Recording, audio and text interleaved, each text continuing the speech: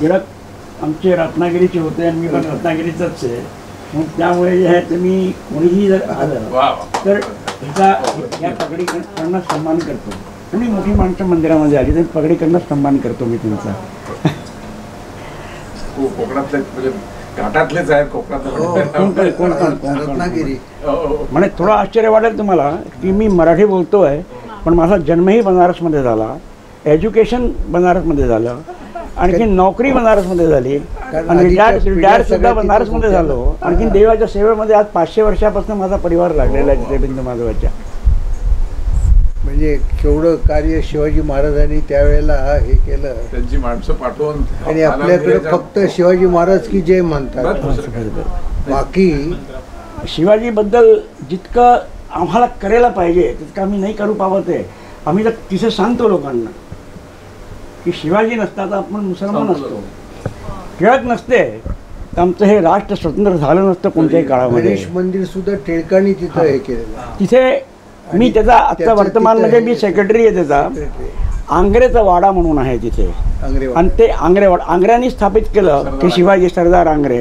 त्याच्यानंतर त्यांचं ते तुमचं बिवलकर होते तिथे पुण्याचे, त्यांनी त्याला बघितलं आणि 127 वर्षापासून टिळकांनी जो स्थापना केली 1898 तेव्हापासून आजपर्यंत 127 वर्ष झाली एकच ठिकाणी त्या आंग्रेवाड्यामध्येच जे आहे ते उत्सव चाललेला आहे. आणि हा भारताचा दुसरा उत्सव आहे. पहिला उत्सव पुण्यामध्ये आहे तुमच्या तुळशीबागेमध्ये आणि हा दुसरा उत्सव काशीचा आहे जो इतका आजपर्यंत चाललेला आहे. पूर्ण इतिहासच नाही, तिच्या ज्या पत्रिका 1898 पासून छपलेल्या आहेत त्यासुद्धा माझ्याजवळ आजपर्यंत आहेत. इतिहास पूर्ण त्याचा जे आहे ते चांगले मोठे मोठे लोक येऊन गेले. 1898 आले, 1920 आले ते पाहण्याकरता की गणेशोत्सव चालला आहे की नाही तिथे ते पाहण्याकरता आले. आणि त्याच्यानंतरच मग ते देहावसान त्यांचा झाला. 1 ऑगस्टला देहावसान झाला. आणखीन ते जूनमध्ये तिथे आले होते आणि त्यांनी एक भाषण दिलं होतं चांगलं. तिथल्या विद्वान लोकांना एक भाषण दिलं त्यांनी. आमच्या ह्याच्यामध्ये ते आमचं प्रांगण आहे तिथे, तर त्या प्रांगणाच्या बाहेर त्यांनी भाषण दिलं. त्यावेळेस माईक वगैरे काही नव्हते, तसंच भाषण दिलं त्यांनी. आणि त्यांनी सांगितलं की मी येरवडा जेलमध्ये राहून तुमचं जे आहे ते गीता रहस्य लिहिलेलं आहे. माझी एक विनंती आहे की तुम्ही विद्वान सगळे हां पण तुम्ही याला वाचा. माझं सत्य जे आहे ते आमचा जन्म नव्हता त्यावेळेस आमच्या पूर्वजांनी सांगितलं की असे ते आले होते असं ते म्हणाले. आज सगळं जे आहे ते महाराष्ट्राचा माहितीच नाही आहे कोणाला, माहिती नाही आहे कोणाला. माहिती देण्याचा प्रयत्न करतो लोकांना मी. मराठी लोक आले तरी बरेच लोक ऐकतच नाहीत. मग त्याला जे ह्या करता की त्यांना फक्त ते दौडून दर्शन करायचं हे करायचं निघून जातात लोक जे आहे ते लोक. पण त्याला ॲक्च्युली त्यांना समजायला पाहिजे की हे महाराष्ट्राचं मंदिर आहे. आणि हे एकच मंदिर महाराष्ट्राचं नाही आहे. हे जेवढी मंदिरं काशीची सगळी मराठी मंदिरं आहेत. त्या काळामध्ये सगळी तुमचा अहिल्याबाई होलकरनी विश्वनाथ मंदिर बांधलं, सिंधियांनी काळभैरव मंदिर बांधलं, काय कार्य केलेलं आपल्या पूर्वजांनी. पण आणि 40 घाट काशीचे 40 घाट जे आहेत हे मराठी लोकांनी राजा लोकांनी बांधलेले आहेत सगळे. पण त्याचा कोणी लक्ष देणारं नाही आहे. राजकारणी सगळे राजकारणामध्ये लागलेले आहेत. हे इतका मोठा इतिहास आहे हा सगळा जे आहे ते. आणखी सगळे राजकारणीच होते पण त्यांनी धर्मासाठी राष्ट्रासाठी सर्वस्व केलं. 1400 आमेरचा राजा मानसिंग त्यांनी हे बिंदू माधव फार छोटं होतं म्हणून त्यांनी फार 175 फीट उंच बांधलं त्याला. आणि काही टन सोनं त्याच्यावरती लावलं वरती जे आहे तेच अंग्रेजांनी तुमच्या मुघलांनी ते सगळं लुटलं. सगळं जे आहे ते विश्वनाथ मंदिर लुटलं, ह्याला लुटलं सगळं. आणि हे मंदिर सगळं उद्ध्वस्त केलं. उद्ध्वस्त करून त्याला पाडून त्याच मलबा त्याचा मटेरियल जे होता त्याच्यानेच त्याला जे आहे ते त्यांनी मस्जिद निर्माण करून दिलं तिथे जे आहे ते. त्या काळामध्ये जी मूर्ती होती आत्ता वर्तमानमध्ये आहे त्याला त्याच काळामध्ये जे लोक होते तर त्यांनी ती मूर्ती वाचून गंगेमध्ये 3 वर्ष ठेवलेली होती. त्याच्यानंतर शिवाजी महाराजाला रामदासांनी सांगितलं की अरे असं असं झालेलं आहे तुम्ही जा तिथे बघा तिथे. तेव्हा ते म्हणाले ठीक आहे मी जातो. ते आले होते तिथे शिवाजी महाराज काशीमध्ये. त्यांनी आपल्या जे सरदार आहेत त्यांनी सांगितलं की इथल्या राजांची भेट करा आणि त्यांना सांगा की माझी मदत करा. कारण इतक्या लांब जाऊन बांधणं शक्य नव्हतं. पण त्या राजांनी असमर्थता व्यक्त केली. म्हणाले नाही आम्ही ह्याच्यामध्ये साथ नाही देऊ शकत. तुम्हाला मुघलांचं शासन चाललेलं आहे, तुम्ही आत्ता हे करून जाल पण त्यानंतर आम्हाला बात त्रास होईल इथे, तर तुम्ही इथे बाजूलाच बांधायला जे आहे ते. म्हणून त्यांनी मग बाजूलाच मंदिर ठीक ह्याच्या जवळच बांधलेलं आहे. अगदी लागलेलं आहे. एक बोळ आहे, बोळच्या नंतर इकडे मंदिर आहे. त्या बाजूला मस्जिद आहे, मोठं मंदिर इथं बांधलं. नंतर मग हळूहळू औंधचे राजे भवानराव पंत प्रतिनिधी होते, नाव ऐकलं असेल तुम्ही लोकांनी. तर त्यांनी मग ते मंदिर थोडं मोठं केलं. त्यांच्या जे आहे ते सगुणाबाई पंत म्हणून एक होत्या, त्यांनी हा बिंदू माधव घाट बांधला सगळा पूर्ण जे आहे ते असे राजा लोकांनी सगळे जे आहे ते घाट जेवढे आहेत काशीचे घाट बांधले, त्यावरती मंदिर बांधलं. अहिल्याबाईंनी बांधलं, शिंदियांनी बांधलं. भोर आहेत त्याच्यामध्ये तुमच्या पुण्याजवळ ते भोरकरांचं मंदिर इथे जे आहे ते भोरांनी बांधलं. जटार आहे तिथे जे आहे ते जटारांनी आपलं मंदिर बांधलं, फार मोठं चांगलं मंदिर आहे ते पत्थराचं. त्याच्यानंतर मग ते शिंदियाचं होतं, शिंदियानंतर पेशव्यांनी बांधलं गणेश मंदिर तिथे जे आहे ते मोठं गणेश मंदिर आहे. तिथे पेशवे येतात इथे पुण्याला 15व्या गलीमध्ये राहतात, मी भेटले त्यांना जे आहे ते येतात काशीला, म्हणजे माझी भेटतात ते जे आहे ते त्यांच्या परिवाराचे लोक पेशव्यांच्या, तर तेही येतात तिथे. ज्यांचं सारसबाग ज्यांचं आहे पुण्याला, सारसबाग नंतर तेही त्यांना जे आहे ते हे करतात. तर हे असाच इतिहास सगळा जे आहे ते काशीचा आहे. मी थोडासा विस्तृत थोडा इतिहास सांगतो थोडासा. तर असं आहे की हे अग्निबिंदू ऋषी होते. अग्निबिंदू ऋषीने विष्णूची तपस्या केली गंडकी नदी नेपाळ मुक्तिधाममध्ये. कारण हा सगळा पर्वत जेवढा आहे तिथे गंडकी नदीच्या वरती हा सगळा शाळीग्राम पर्वत आहे. तर तिथे विष्णूची तपस्या केल्यानंतर त्यांना विग्रह हा मिळाला. साक्षात परमात्मा विष्णूने त्यांना हा विग्रह दिला आणि त्यांना सांगितलं की मी आनंदवन केलेला आहे तिथे, तर आनंदवनामध्ये घेऊन जाऊन ही माझी मूर्ती स्थापना करा. तर तेव्हा अग्निबिंदू ऋषीने तिथे आणून त्या आनंदवनामध्ये हे काशीचं नाव पूर्व आनंदवन होतं. ह्याचा संकल्प आहे आनंदवने महाश्मशाने गौरीमुखे त्रिखंड कविराजिते आर्यावर्तैक देशे अविमुक्त वाराणसी क्षेत्र आहे जे आहे ते महाश्मशाने. तर म्हणून ते अविमुक्त वाराणसी क्षेत्र हा संकल्प आहे आमचा जे आहे ते. इथे बांधल्यानंतर बऱ्याच वर्ष इथे जे आहे ते बरेच लोक आले तिथे जे आहे ते. तिथे एकनाथ महाराज आले, तुकाराम महाराज आले, रामदास आले, तर असे बरेच संत महाराष्ट्राचे तिथे गेले आणि त्यांनी जे आहे ते तिथे साधना केली. तिथे जे आहे ते एकनाथ महाराजांनी एकनाथी भागवत तिथे पंचगंगे घाटवरती बसून लिहिलेलं आहे. तिथे त्याचं समापन पण तिथेच केलं त्यांनी जे आहे ते. त्याच्यामध्ये बिंदू माधवाचं सगळं लिहिलेलं आहे. तुलसीदासजींनी रामायण लिहिलेलं आहे, त्यांनी सुद्धा विनय पत्रिकेमध्ये सगळ्यात पहिले बिंदू माधवाचं वर्णन केलेलं आहे सगळं जे आहे ते. 80 घाटवरती बसून त्यांनी रामायण लिहिलं. आणखीन संवत 1680 80 गंग के तीर श्रावण शुक्ला सप्तमी तुलसी त्याजो शरीर, तिथेच त्यांनी आपलं शरीर त्यांनी केलं. तिथेच रामाची अनुभूती त्यांना झाली. तिथे संकटमोचनचं मंदिर आहे, त्याच्यामध्ये ते हे रामायण म्हणत होते. तेव्हा मारुती प्रत्यक्ष त्यांचं रामायण ऐकण्याकरता येत होते. तेव्हा एक दुसऱ्या रूपामध्ये होते. मग त्यांना म्हणाले ते की मी तुम्हाला जे आहे ते मी हे करतो, साक्षात्कार रामाचा करिवतो. पुढे हे फार चांगलं होईल म्हणजे मारुतीने त्यांना साक्षात्कार केलेला होता चित्रकूटमध्ये. चित्रकूट के घाट पर भई संतन की भीड तुलसीदास चंदन घिचे तिलक देत रघुवीर असं म्हणतात. तिथे चित्रकूटमध्ये जाऊन त्यांचं दर्शन झालं, रामाचं त्यांचं प्रत्यक्ष दर्शन झालं तिथे जे आहे ते. तर असा एक काशीचा आहे उद्भव आहे. तर अग्निबिंदू ऋषीने इथे आणून स्थापना केली. त्याच्यानंतर काही काळ गेला, बराच काळ गेला. त्याच्यानंतर मग 1400मध्ये हा आमेरचा राजा मानसिंग त्यांनी हे मंदिर खूप मोठं बांधलं. आणखीन ते विश्वनाथ मंदिरही बांधलं त्यांनी. हे बिंदू माधवाचा परिसर ज्यांनी पाहिलं असेल काशीमध्ये दशाश्वमेध घाट तिथे आरती आजकाल ऐकताच तुम्ही आरती होते तिथे. हा बिंदू माधवाचा परिसर तिथपर्यंत होता, कारण मध्ये आनंदवन होतं. एक मंदिर नाही, काही नाही, फक्त घाट नाही, काही सुद्धा नव्हते. घाट सगळे 1600मध्ये त्यानंतर 1700मध्ये बांधले गेले. हे सगळे घाट जेवढे बांधले गेले 1700मध्ये बांधले गेले. तर त्यांनी तिथे जे आहे ते लिहून त्यांनी पूर्ण हे केलं. आणखीन त्याच्यानंतर मग तो तवारणीय यात्री फ्रान्सचा यात्री एक होता, तो इथे यात्रेला आला होता. त्याने बिंदू माधवाचं वर्णन दी बनारस बुक म्हणून एक पुस्तक आहे इंग्लिशमध्ये. ते आमच्याकडे मोतीलाल बनारसीदास बुक सेलर आहेत, त्यांच्याकडे ते मिळतं सगळं एवढं मोठं इंग्लिशचं बुक. त्यांनी बिंदू माधवाचं खूप चांगलं वर्णन त्याच्यामध्ये केलेलं आहे. पण आजच्या राजनीती लोकांना काही दिसत नाही ते सगळं जे आहे ते आपल्या राजनीतीमध्ये लागलेले आहेत. तर प्रश्न असा आहे की त्याच्यानंतर मग 1669मध्ये औरंगजेब जेव्हा फिरता फिरता काशीमध्ये आला तेव्हा त्याला ही मंदिरं दिसली दोन्ही. हे सोनं दिसलं त्याला सगळं जे आहे ते पूर्ण. त्याला लुटण्याकरता त्यांनी काय केलं की हे दोन्ही मंदिरं ध्वस्त केली. विश्वनाथ मंदिर ध्वस्त केलं, तिथे ज्ञानबाबी मस्जिद मंदिर बांधली गेली. आणि हे जे आहे ते त्यांनी आपल्या नावाने बांधलं, ज्याला आलमगीर मस्जिद, त्याला आलमगीर मस्जिद म्हणतात. नंतर मुसलमानांनी त्याला धरारा मस्जिद केलं. मग ते बिंदू माधव का धरारा झालं. त्याच्यावरती जे आहे ते आत्ता 1992मध्ये काही शिवसैनिकांनी त्याच्यावरती झेंडा राष्ट्रीय झेंडा फरवला, ते सगळे गिरफ्तार झाले. त्याच्यानंतर कोर्टाने त्यांना सोडलं. ह्याकरता सोडलं की त्यामुळे हे तर राष्ट्रीय स्मारक आहे, ही मस्जिद नाहीच मुळी जे आहे ते. 1920मध्ये पुरातत्व विभागाला त्यांनी जे आहे ते इंग्रजांनी सोपून दिलं की हे तुम्ही बघायला जे आहे ते. तेव्हापासून तिथे काहीही होत नव्हतं. 1920पासून घेऊन ते 1992पर्यंत हे काही तिथे होत नव्हतं. नमाज नाही, हे नाही, काहीसुद्धा होत नव्हतं. आम्ही तर आमचा जन्म तिथे झालेला आहे. आम्ही त्या मस्जिदीमध्ये खेळत होतो, म्हणजे जे आहे ते गुड्ड्या उडवायचं, तिथे जे आहे ते खेळायचं. त्याच्यानंतर मग जे आहे ते 1992 नंतर मग जे आहे ते हत्याकांड जेव्हा झालं त्यानंतर मग हळूहळू त्याचा प्रसार झाला. आणखीन मुसलमानांनी त्याचा आपल्या कब्जामध्ये घेतलं.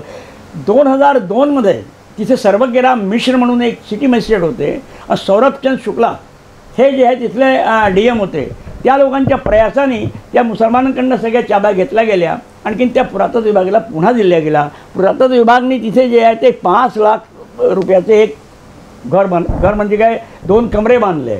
ते टेम्पररी कमरे होते, पण 5 लाख रुपये लावले त्याच्यामध्ये. त्याच्यानंतर एक तिकीट केलं त्यांनी 25 रुपयाचं. त्याच्यानंतर मग तिथे काही दिवसानंतर केलं. नंतर मुसलमानांनी पुन्हा ते मुलायम सिंग आणखी लोक आले, त्या चाब्या पुन्हा त्यांच्याकडनं घेऊन घेतल्या. मी हे प्रत्येक वेळेस विचारत राहतो पुरातत्व विभागाने तुम्ही चाबी का दिल्यात त्यांना जे आहे ते.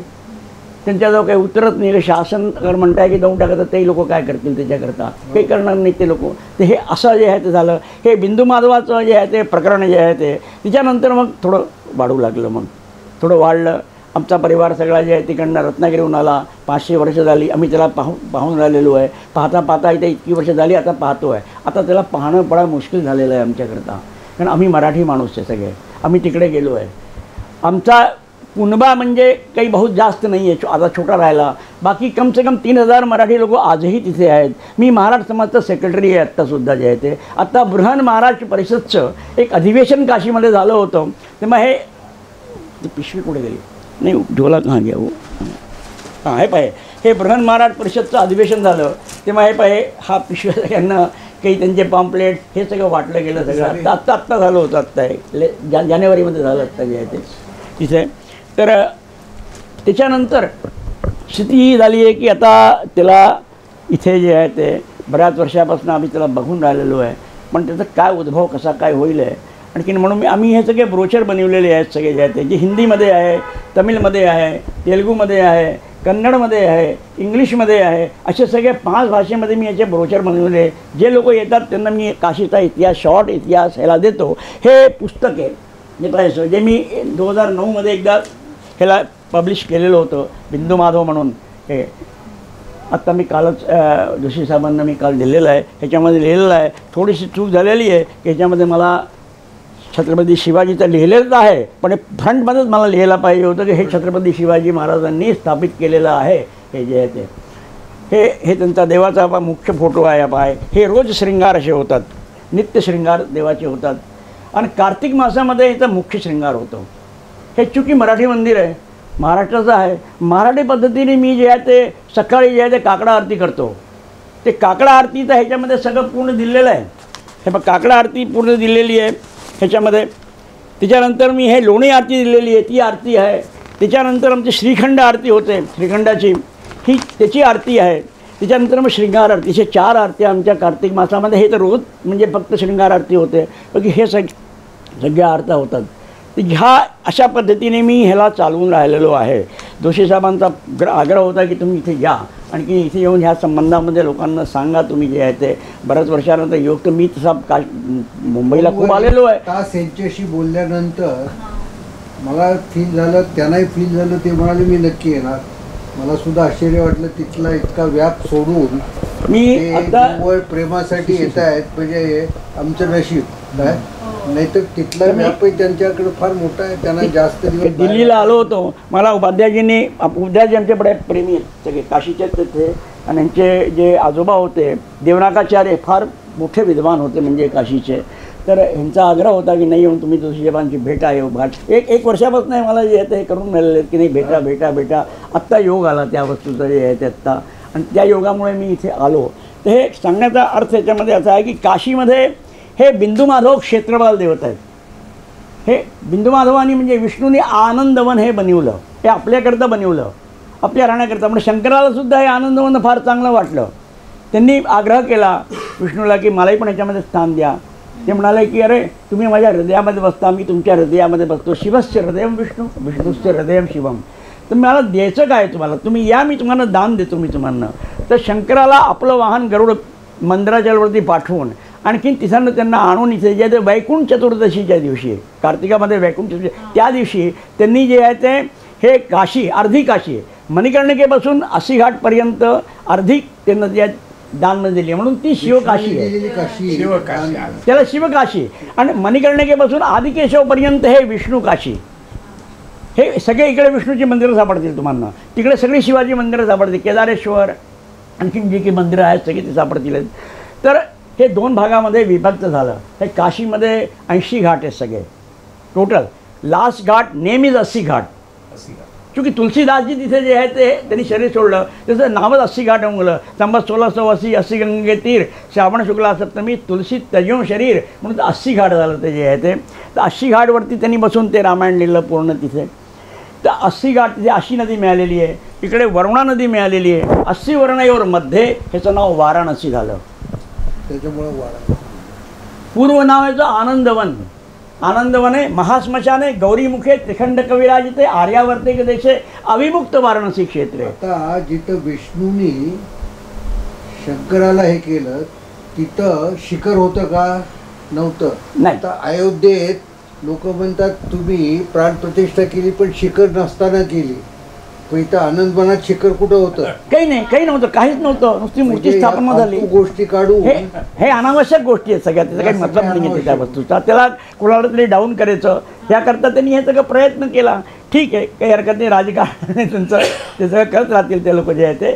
त्याच्यानंतर मग जे आहे ते 5 घाट इथे मुख्य घाट आहेत. ज्याला स्नान दान तर्पण श्राद्ध कर्म करण्याकरता असतात ते 80 घाट. केदारघाट, दशाश्वमेध, मणिकर्णिका आणि पंचगंगा. आज जेवढे लोक जे आहेत ते साऊथ म्हणून सगळे जे आहे ते श्राद्ध कर्म करण्याकरता येतात. हे 5 घाटावरती श्राद्ध करतात. आणखीन आदिकेशववरती लास्टमध्ये जाऊन स्नान करतात. तिथे जे आहे ते तिथेही विष्णूचं मंदिर आहे. आदिकेशव मंदिर, आदिकेशवच नाव आहे त्यांचं आहे. आदिकेशव घाट आहे. तिथे वरुणा नदी मिळालेली आहे. हे 5 घाट जे आहे ते मुख्य घाट आहे. त्याच्यानंतर आमच्याकडे पंचक्रोशी आहे. कर्दमेश्वर, भीमेश्वर, रामेश्वर, शिवेश्वर आणि कपिलेश्वर असं पूर्ण प्रदक्षिणा काशीची करून पुन्हा घाटाच्या किनाऱ्याने मणिकर्णिकेवरती येऊन स्नान करून आणखीन ज्ञानवापी ज्याला आत्ता आम्ही म्हणतो तिथे येऊन ते संकल्प घेतात तिथं आणि तिथं संकल्प सोडतात. हे पंचक्रोशी आधी लोक करतात. पायी करतात, गाडीनी करतात. ज्यांना नाही चालवत त्याचं गाडीनी करून घेतात. सगळं रोड वगैरे सगळं बनलेले आहेत. सगळ्यात काही प्रॉब्लेम नाही आहे आता जाण्याकरता. आता सगळं बनून गेलेलं आहे सगळं. तर असे जे आहे ते अशा प्रकारे काशीमध्ये 3 देव मुख्य आहेत. बिंदू माधव, काळभैरव, काशी विश्वेश्वर हे 3 मुख्य देव आहेत तिथले. विश्वेशम, माधवम, धोंडीम, दंडबाणी, भैरवम, वंदे काशी, गुहागंगा, भवानी, मणिकर्णिका असा एक काशीचा हा श्लोक आहे. हा सगळं जे आहे ते पूर्ण. आणखीन ह्याची प्रदक्षिणा लोक करतात सगळी. या श्लोकाच्यामुळे सगळी प्रदक्षिणा करतात. आता थोडं चेंज झालेलं आहे. कॉरिडोर बनला आमचा विश्वनाथ मंदिरचा. त्यामुळे बरेच देवांना त्यांनी आतमध्ये घेतलं. त्याच्यामध्ये आतमध्ये घेतलेलं आहे. बऱ्याच देवांनी गंगा प्रवाही केलं. कारण ॲक्च्युली काय झालं जे आहे ते जेव्हा हे आनंदवन निर्माण झाला तेव्हा इथे सगळं देवांचा वास होता. तेव्हा विष्णूने म्हटलं नाही ह्याला पृथ्वी करायची आहे, मला पूर्णतः पृथ्वी बनवायची आहे. तर पृथ्वी बनवण्याकरता त्यांनी ब्रह्माला सांगितलं की तुम्ही एक काम करा, कोणी ब्राह्मण शोधा, कोणी असं आहे का याच्यावरती या सृष्टीमध्ये. तर म्हणे एक माणूस आहे निशंक त्याचं नाव आहे. त्याला तुम्ही म्हणे बोलवा त्याला. तो आला. म्हणाले तुला ह्याचं शासन करायचं आहे ह्याच्यावरती. म्हणजे माझ्याजवळ काय की मी शासन करणार नाही. म्हणजे शासन करण्याकरता आम्ही बसलोच इथे. तुला शासन करायचं आहे. पृथ्वीवरती मनुष्य शासन करेल आहे.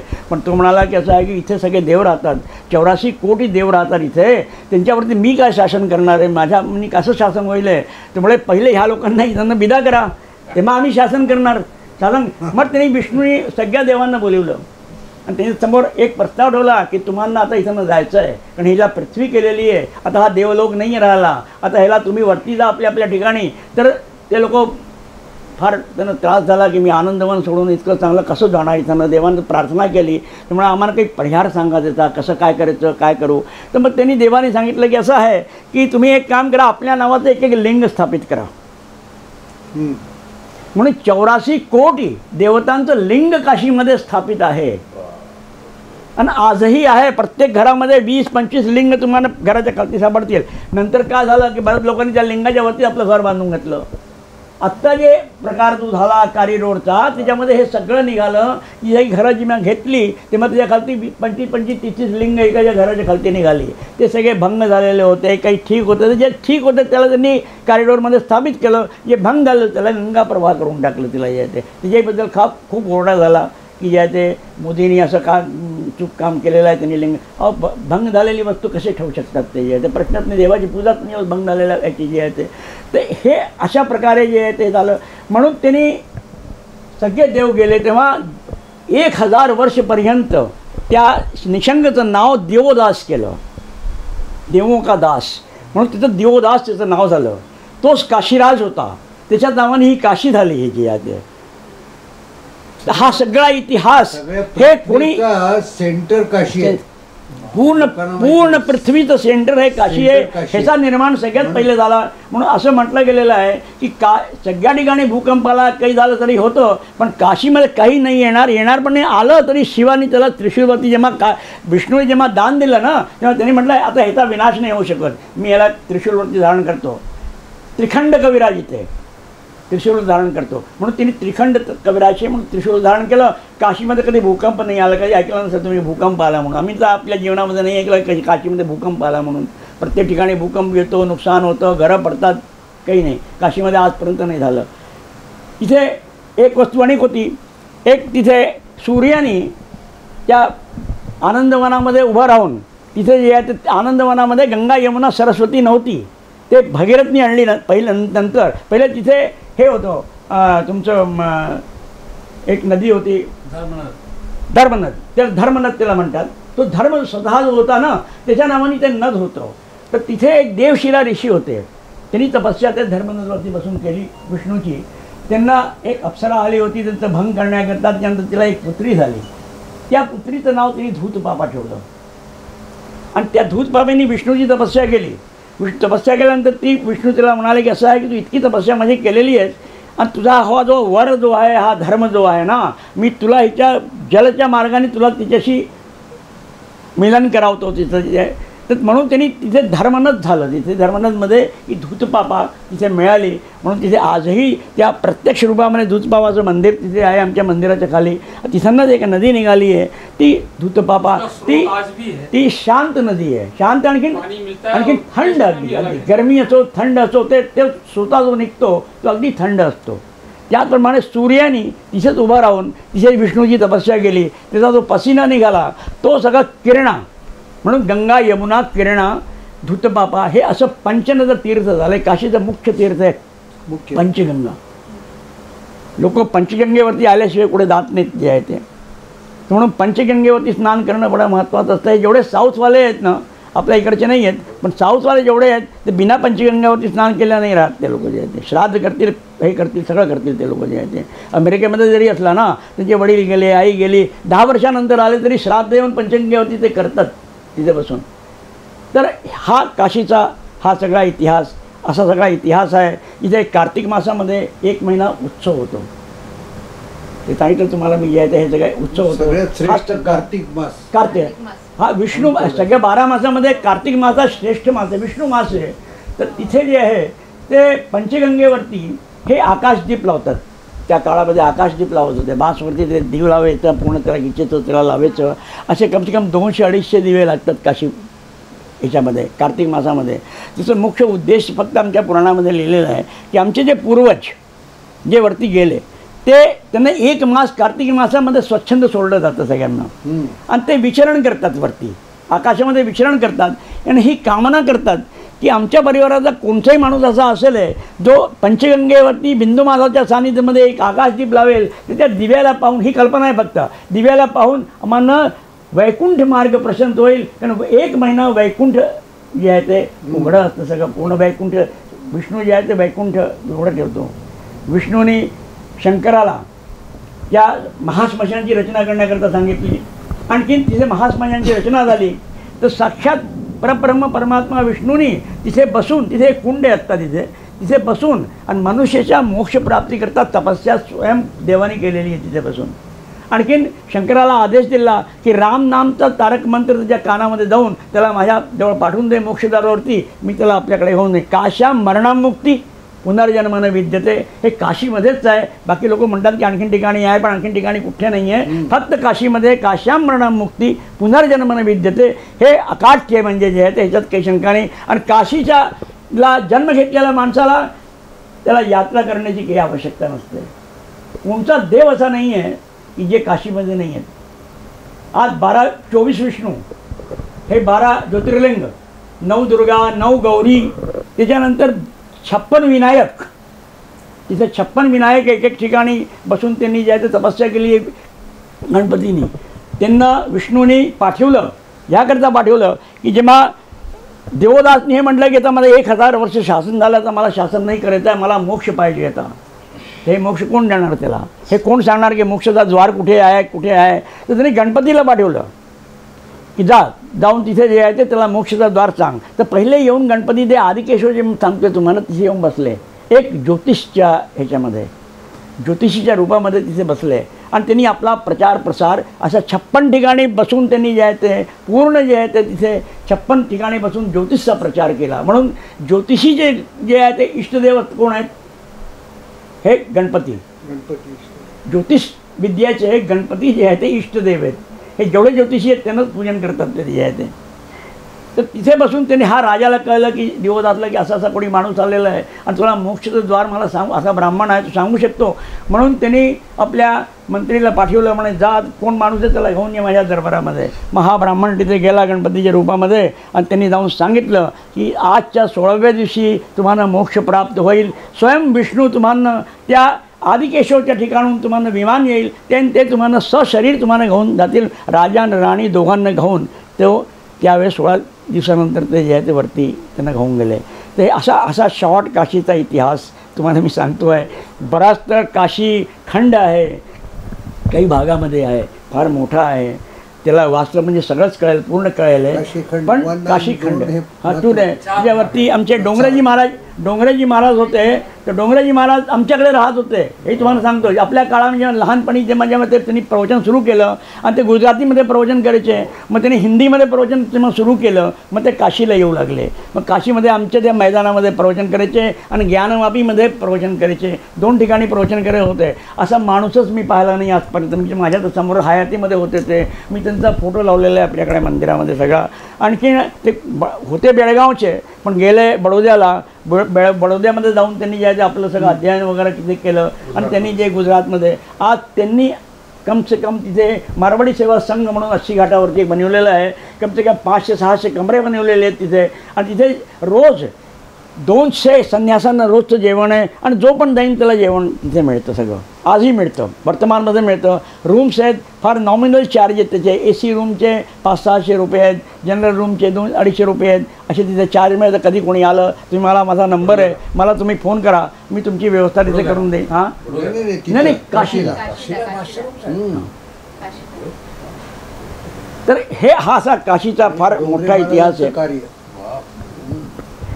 तर आमचा परिवार जो आहे इथे केलं मी करतो आहे, सगळं करतो आहे. ह्यांनी जोशी साहेबांशी भेट करावून दिली माझी. माझा असा हे आहे की ह्या सगळ्या वस्तूला प्रचार तुम्ही लोक पण करा आणि करून जे आहे ते या बिंदू माधवाचा उद्भव करा. मोदीजींनी तर ह्याचा उद्भव केला, विश्वनाथाचा उद्भव केला, पण अजूनही ते तिकडे येण्याकरता मला असं वाटतं की अजून थोडं टाईम लागेल त्यांना येण्याकरता. तर त्याच्या पहिले शिवकाशी शिवकाशी म्हणजे शिवाच आहे, लेकिन ॲक्च्युली ही शिवाची काशी, ही विष्णू काशी आहे. हे विष्णूचीच काशी आहे. आनंदवन केलं त्यांनी जे आहे ते. नंतर शिवाला बोलून याला दान दिलं. म्हणून इथे कार्तिकामध्ये आमच्याकडे उत्सव होतात. ते मग हे तुमचं काकडा आरती, लोणी आरती, श्रीखंड आरती, आणखीन शृंगार आरती. त्याच्यानंतर एकादशी, देवोत्थानी एकादशी असते चातुर्मास्यानंतर. तेव्हा आम्ही त्याचा शृंगार करतो. तुमचा जे आहे ते शेषशाहीवर देव चातुर्मास्यानंतर उठतात, मग शेषशाहीवर बसतात. दुसऱ्या दिवशी तुळशी विवाह होतो, मग तुळशी घोड्यावरती शृंगार होतो. तिसऱ्या दिवशी पाळण्यावरती होतो. चौथ्या दिवशी वैकुंठ चतुर्दशी असते, त्या दिवशी हरिहर शृंगार. अर्ध्यामध्ये शिव, आणखीन अर्ध्यामध्ये हरी, आणखीन हर, हा दोघांचा शृंगार होतो. पौर्णिमेला राजगद्दी असते म्हणून हत्तीवरती शृंगार होतो. आणखीन ह्यांचा श्रीखंड मलाई श्रीखंड सिंगार जो आहे हा रोज नित्य 1 मास होतो. आणखीन तुम्हाला आश्चर्य वाटेल आहे 20-25 किलो दही मी रोज जमिवतो आपल्या हाताने. आजही आजच्या काळामध्ये सुद्धा बहुत पहिल्यापासून आमच्या खानदानामधून सगळं जे आहे ते परिवारामध्ये जमत आलं. आजही जमिवतो. श्रीखंड त्याचा बनवतो. व्यवस्थित श्रीखंड देवाला लावतो. त्याची मलाई जी निघाली ती देवाच्या अंगावर लावतो. तिथेही सुद्धा सगळे जे आहे ते फोटोग्राफ्स वगैरे सगळे जे आहे ते चुकीने आणले नाही गेले. तर मी तुम्हाला दाखवतो बाकीचे सगळे आहे त्याच्यामध्ये ते नाही आणले गेले. ते असा सगळा जे आहे ते प्रसार आणि बाकी लोक प्रचार करून राहिलेलो आहे.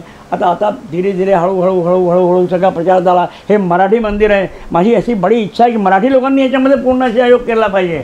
मला तुम्हाला सांगायला काही हरकत नाही आहे कि मला तिरुपति वाले म्हणतात की तो विष्णु जी का अवतार ही तिरुपति हैं, आप हमको दे दीजिए, कितना पैसा चाहिए बोलिए. पैसा हम देने को तैयार हैं आपको. 1 करोड 2 करोड 4 करोड 10 करोड हम आपको देंगे. मला माहिती आहे की मला ती 10 करोड जरी दिले तरी ते 100 करोड त्याच्यावरती काढून घेतील. त्यांच्याजवळ एवढी कुवत आहे, काबिलियत आहे त्यांच्याजवळ, ते काढून घेतील. इस्कॉनवालेचे सुद्धा जे आहे ते याकरता की चैतन्य महाप्रभू जे होते त्यांचे इष्टदेव बिंदू माधव आहेत. म्हणून चैतन्य प्रभा ते त्यांचे इस्कॉनवाले जेवढे आहेत ते सगळे माझ्याकडे येतात. जेवढे आहेत हे तुमच्या जुहूला आहे, मीरा रोडला आहे, दादरला आहेत, हे सगळे आणखीन वृंदावनला आहे सगळे. त्यांनी सुद्धा अप्रोच केलेला आहे की मला तुम्ही देऊन द्या, आम्ही याला खूप मोठं मंदिर बांधू, खूप मोठं हे करू. आता माझ्यासमोर ही सगळ्या वस्तू सगळ्या आलेल्या आहेत. त्या सगळ्या मी जोशी साहेबांना सांगितल्या सगळ्या जे आहे ते. आता त्याच्यावरती कसा विचार करायचा, काय विचार करायचा. पैसा हे महत्त्वपूर्ण नाही आहे. पैसा जर महत्त्वपूर्ण असतं तर हे केव्हाच मी करून टाकलं असतं जे आहे ते. पैशाची आवश्यकता तशी नाही आहे मला जे आहे ते. देवाने दिलेलं आहे, मला खूप दिलेलं आहे, व्यवस्थित दिलेलं आहे, त्याकरता काही प्रॉब्लेम नाही आहे.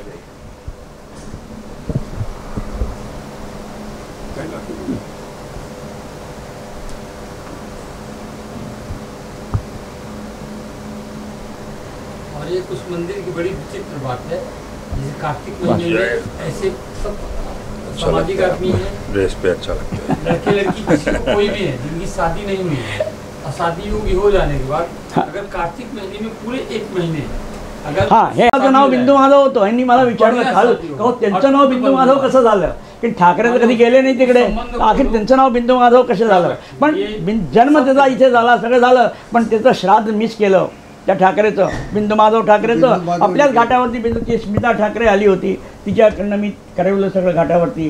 नंतर तुमचे देशमुख, काय नाव तुमचं, विलासराव देशमुख, तेही नाही आले. त्यांची जी मी मृत्यू झाली तेव्हा त्यांचा मुलगा हा रितेश काय नाव आहे त्याचं, तो आणखीन त्यांची बायको हे दोघं आले होते. त्यांचंही श्राद्ध मी तिथे करवलं घाटावरती बसून जे आहे ते. देवाची कृपा की त्यांचा तसंच त्याच वाहनांनी तिथे त्यांना यायचं होतं, त्या वाहनांनी तिथे आले तिथे जे आहे ते. आणि त्यांचं असं सगळं झालं ते जे आहे ते बिंदू माधवाचं. तर बिंदू माधवाचं जे आहे ते प्रकरण बहुत मोठं आहे. बिंदू माधवा जवळी स्नान करावे पंचगंगेचे, हे तुकारामाचा अभंग आहे. मी सांगतो लोकांना, तुकाराम तिथे आले होते, ते रामानंदकडे आले होते, ते त्यांचा संन्यास घेण्याकरता. पण त्यांना कळलं की नाही हे त्यांचा परिवार आहे, तर त्यांनी लगेच त्यांच्या आईवडिलांनी बोलवलं आणि त्यांना सोपवलं. बोले नहीं, आपका परिवार है ना, आप जाओ, पहले अपना जो काम करना है उसको करो, संन्यास तो अपनी जगह है, संन्यास तो हमने लिया है, तुम जा करके ये करो. तुकाराम आले होते, एकनाथ महाराज तिथे आले, रामदास तिथे आले. त्यांनी 12 गंगेच्या किनारी 12 मारुतीचं स्थान त्यांनी केलं, स्थापना केली. आणि आमच्या पंचगंगा घाटवरती सुद्धा त्यांनी मारुतीची स्थापना. महाराज तिथे पोहोचले. हां, रामदासांचे मुळे शिवाजी महाराज तिथे पोहोचले. आज शिवाचे नाव कोणी घेतच नाही आहे. आज ज्यांनी इतका मोठा प्रकल्प त्यांनी केला की इथं जाऊन आणखी तिथे जाऊन मंदिर बांधलं काशीमध्ये. आज कोण असा राजनीतिज्ञ आहे तुमच्या महाराष्ट्रामध्ये असा की येऊन हे काम करू शकतो, त्याला वाढवू तरी शकतो का. बांधण्याचं काम तर दुसरं झालं, त्याला वाढवायला पाहिजे. आणि त्याला मला असं वाटतं की वाढवायला पाहिजे. राजनीतिक लोकांकडे हे सगळं गेलं पाहिजे, त्यांना सांगायला पाहिजे. आम्ही सांगितलं की हा फोटो जे आहे समोर ठेवला आहे, हा मी काही 1000 फोटो छापून आणखी मी सगळ्या राजनीतिक लोकांना देणार आहे की घ्या तुम्ही ह्याला वाचा. आणि पुस्तकंसुद्धा मी त्यांना देणार आहे, सगळं छापून त्यांना वाचा, ह्याला कमीत कमी हा इतिहास तरी वाचा. काशी को सवारा किसने, महाराष्ट्र ने. असा इतिहास पूर्ण इतिहास मी लिहिला, सगळं पूर्ण इतिहास लिहिला आहे. म्हणजे त्या काळामध्ये कमीत कमी 3000-4000 ब्राह्मण वर्ग हा आमच्या परिवाराबरोबर काशीमध्ये गेला आणि आजही अध्यवस्थित आहे. आमचं 1-1.5 किलोमीटरच्या अंतरामध्ये सगळे मराठी लोक आहेत, सगळे जे आहेत ते आम्ही महाराष्ट्र समाज आहे. आमचे महाराष्ट्र समाजाचे सगळे कार्यक्रम होतो, तिळगुळ समारंभ होतो, गुढीपाडवा होतो, सगळे कार्यक्रम आम्ही सगळे पूर्ण करतो व्यवस्थित ढंगाने. आता इतकं कोणाला सांगायचं, कोणाला ही वस्तू कोणाला सांगायची आम्ही? ह्यांना काल सांगितलं होतं, राज ठाकरेंनी म्हटलं होतं की जे आहे ते इकडनं बिहार आणि उत्तर प्रदेशच्या लोकांनी इकडं पळवा इथं. हा प्रश्न मी त्यांना पुण्यामध्ये जाऊन विचारला होता राज ठाकरेला की आम्हाला कोणी म्हटलं की तुम्ही इथं जा तर आमची काय गती होणार आहे? रेकॉर्डिंगमध्ये नको ते रेकॉर्ड खतम कर दीजिएगा, राजनीतिक कोई चीज़ उसमें रिकॉर्ड कट कर दीजिएगा. आज वर्तमानमध्ये जो काही मी पैसा गोळा करतो तो पैसा मी देवाला लावत जातो. आता मी पूर्ण यांनी पाहायला जाता जे आहे ते मी वरती केलेलं आहे. 3-4 रूम्स केले आहे की कोणी आलं तर AC रूम केलेले आहेत, व्यवस्थित अटॅच लॅट्रिन बाथरूम AC सगळे व्यवस्थित मंदिरामध्ये सगळं वरच्या खाणी सगळं पूर्ण केलेलं आहे. गंगेचा पूर्ण आशीपासून वरुणाईपर्यंत तुम्हाला पूर्ण दिसेल आहे. जो माणूस एकदा येऊन जाईल तिथे बसेल आहे तो दुबारा पुन्हा येईल तिथे जे आहे ते, कारण तो सीन तुम्हाला कुठेच मिळायचा नाही तो गंगेचा. फॅमिली आत्ताच येऊन गेली ना, अंबानी त्यांच्या अंबानीवाले सगळे आत्ताच येऊन गेले. पण ते गेले काय की आमच्याकडे बिंदू महाराज तर नाही आले, ते अन्नपूर्णेमध्ये विश्वनाथमध्ये गेले तिथे. त्यांना ही वस्तू कळायला पाहिजे असेल म्हणजे माहिती नव्हतं ॲक्च्युली. आली असती कदाचित ती, पण नाही माहिती त्यांना जे आहे ते अशा प्रकारे जे आहे ते हा चाललेला आहे प्रकल्प. या प्रकल्पाकरताच मी इथे आलेलो आहे जे आहे ते की तुम्ही लोक त्याचा प्रचार प्रसार कसा करू शकता, कोणत्या तरीक्याने करू शकता, त्याला करायला पाहिजे. हे आपलं महाराष्ट्राचं मंदिर आहे. सबको एक फोटो दे दो, त्याला कल्पना. हे महाराष्ट्राचं मंदिर आहे आणि हे समजायला पाहिजे की हे महाराष्ट्राचं मंदिर आहे. आणि कुणी तिथला रत्नागिरीचा माणूस जाऊन आणि तिथे एवढा मोठ्या मंदिराचा प्रकल्प करून आलेला आहे, पूर्ण परिवार त्यांचा त्याच्यामध्ये खपून गेला, सगळं जे आहे ते खलास होऊन गेला. तसं आमचं दूरपर्यंत नागपूरलाही आमचं आहे सगळं जे आहे ते. शिवाजींनी कडनं आम्हाला प्रॉपर्टी खूप मिळाली. पुण्याला शनिवार रोडच्या मागच्या बाजूला तुमची जेवढी प्रॉपर्टी आहे पटवर्धनांची आहे. सांगलीला आमचा वाडा आहे, पटवर्धनांचा वाडा आहे. जितेंद्र पटवर्धन आता तिथे भाग्यश्री त्यांची मुलगी आहे, सिनेमामध्ये काम करते ती तिथे आहे. नागपूरला आमचं जे आहे ते पूर्ण नागपूरला कोणी गेलं असेल तर त्यांनी नागपूरला तुम्ही स्टेशनाच्या पलीकडे स्टेशनाच्या नागपूरच्या तिथे तुमचा जे उड्डाण पूल आहे जो आता गडकरी त्याला तोडून दुसरा पूल करतात तिथे, तिच्या बाजूला गणपती टेकडीचे गणपती आहे, हे पटवर्धनांचे गणपती आहेत. Patwardhan high school, Patwardhan inter college, Patwardhan degree college आजही चाललेले आहेत तिथे, वर्तमानमध्ये चाललेले आहेत तिथे. पटवर्धनांची सगळी टेकडी धंतोली हे सगळं पटवर्धनांची जागा आहे सगळी जे आहे. आमचे 3 आजोबा तिथेच राहत होते सगळे जे आहे ते नागपूरला. तर प्रकल्प पटवर्धनांचा खूप मोठा आहे. आमची चिपळूणला आमची जी आहे ते करंजेश्वरी आमची जी आहे ते मुकुळदेवता, आम्ही होळीला एकदा तिथे जातो. प्रत्येकाचा परिवाराचा एक माणूस तरी तिथे आमचा पोहोचतो तिथे जे आहे ते. आमचं बोडण असतं, आमचं बोडण म्हणा तर बोडण आमचं असतं. हे बोडण जे आहे ते आमचं तिथे होतं. आमचा कोणताही कार्यक्रम मुंज लग्न काही झालं तरी आमचं बोडण तिथे करंजेश्वरीमध्ये होतं. आम्ही जाऊन तिथे करतो, जाऊन बोडण करतो. तिथले गुरुजी आहेत त्यांना सगळं पूर्ण देतो, ते ब्राह्मणांची व्यवस्था करतात, तिथे पूजा करतो, आम्ही लोढं घालतो देवीला, आणखीन बोडण करतो. तर हे आमचे कार्यक्रम असे सगळे चाललेले आहेत. आधी सगळ्याच ठिकाणी समजे तुमचे पटवर्धन जे आहे ते सावंतवाडी, रोहा, तुमचं काय म्हणतात चिपळूण, रत्नागिरी, त्याच्यानंतर तुमचं जे आहे ते कोल्हापूर, मिरज, सांगली, सातारा हे सगळे पटवर्धन आहेत सगळे जे आहे ते सगळे पूर्ण परिवाराचे लोक आहेत आमचे जे आहे ते सगळे पसरलेले चारीकडे जे आहे ते आहेत सगळे आजही आहेत. आमचा तिथे इथे आमचा परिवार आहे सगळं जे आहे ते. मुंबईला परिवार आहे. आमची आत्या होती इथे बॉम्बे सेंट्रलला होती. बॉम्बे सेंट्रल रिझर्व्ह बँकमध्ये आमची आतेभाऊ 2 आतेभाऊ रिझर्व्ह बँकला होते, रिटायर्ड झाले बॉम्बे मराठा मंदिराच्या मागच्या बाजूला. त्यांची मुलगी आता माझी मुलगी आत्ता जे आहे इथे वर्ल्ड बँकमध्ये आत्ता 3 महिने झाले तिचं हे झालेलं आहे. ती कुर्ल्याला राहते, म्हणजे आत्ता कालच गेलो भेटून आलो तिला. तर कुर्ल्याला राहते इथे जे आहे ते. आणि विश्व बँकमध्ये ती आहे. ती निधी विभागमध्ये शहाबरोबर होती तिथे दिल्लीला, ते सोडून मग ती विश्व बँकमध्ये आली जी आहे ती. तर ते आता 3 महिन्यापासून इथे मुंबईलाच ते इथे जे आहे ते. आमचे काका, आश्चर्य वाटेल तुम्हाला, सन 1967-68मध्ये स्टेशन मास्टर होते विटीवरती. दुसरे काका आमचे पोलीस कमिशनर होते बॉम्बेला. अरविंद पटवर्धन नाव कोणी ऐकलं असेल त्यांचं, जर अरविंद पटवर्धन, त्यांनी पोलीसवरती पुस्तकंही लिहिलेली आहेत त्यांनी जे आहे ते होते. आता नाही आहेत, हयातमध्ये नाही आहेत ते लोक होते सगळे जे आहे ते गेले. त्यांचं बांद्र्याला त्यांचा बंगला होता. 2-3 वेळा गेलो होतो मी जे आहे ते जेव्हा ह्याच्यामध्ये. तर हे असा पटवर्धन परिवार सगळा एज्युकेटेड परिवार आहे, सगळा पटवर्धन परिवार, कोणी असं नाही आहे. आमचे विनायक बुवा पटवर्धन होते, गायक होते मोठे, ते आमचे चुलत घराणं आहे आमचं जे आहे ते चुलत होते, त्यांचा मुलगा नारायण पटवर्धन, तर ते आमचे भाऊ होते, चुलत भाऊ होते म्हणजे ते असे सगळे आपल्या आपल्या क्षेत्रामध्ये. आमचे वडील प्रोफेसर होते BHU मध्ये, युनिव्हर्सिटीमध्ये. ते 1915 लागले, मालवीजींनी त्याने ठेवलं. 1956 नंतर रिटायरमेंट झालं.